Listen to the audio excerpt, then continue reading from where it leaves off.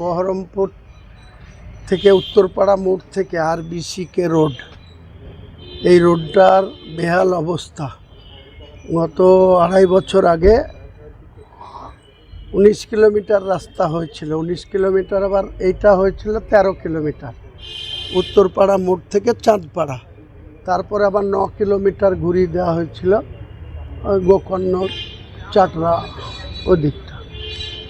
তো টোটাল চাঁদপাড়া থেকে 28 কিলোমিটার, মানে রামনগর ঘাট।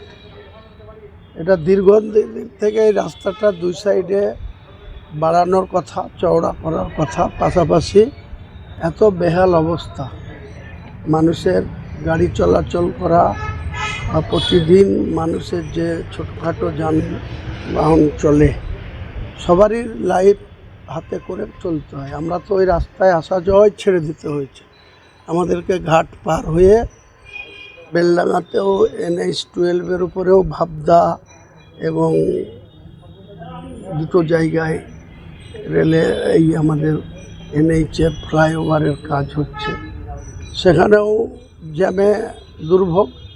আর এই রাস্তাটা তো একদম এমন অবস্থা হয়ে আছে, আমি বিধানসভায় এই রাস্তাটার জন্য, আমি ওখানকার MLA ছিলাম না, 4জন MLA ছিল। বেলডাঙার MLA-র মধ্যে পড়তো, কাঁদির MLA-র মধ্যে পড়তো, সর্বোপরি রেজিনগরের MLA-র উপরে পড়তো। আমি নিজে একদিন মেনশন করে PWD রোডসের মিনিস্টার, পূর্ত দপ্তরের মিনিস্টার মিস্টার পুলক রায়, এনাকে বলেছিলাম।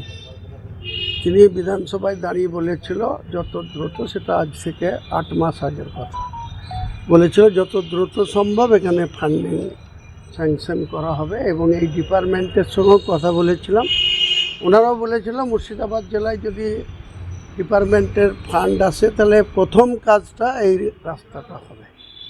কিন্তু দুর্ভাগ্য আমাদের যে এখন পর্যন্ত সেই পুরো DPR তৈরি হয়ে আছে, কিন্তু আজ পর্যন্ত ফান্ডিং হয়নি। কাজে আমাদেরকে প্রায় কয়েক লক্ষ মানুষকে দুর্ভোগ পোহাতে হচ্ছে, যেটা চাঁদপাড়া থেকে রামনগর ঘাট দীর্ঘ 28 কিলোমিটার রাস্তা।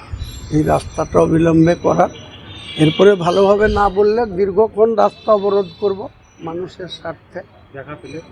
না নেই, যিনারা স্পেসিফিক দায়িত্বে আছেন, executive engineer mister Anup Kumar Maiti, তিনি তো নবান্নে আজকে কলকাতায় মিটিংয়ে গেছেন। তো পরবর্তীকালে নিশ্চয়ই টেলিফোনে কথা বলবো আর আসবো।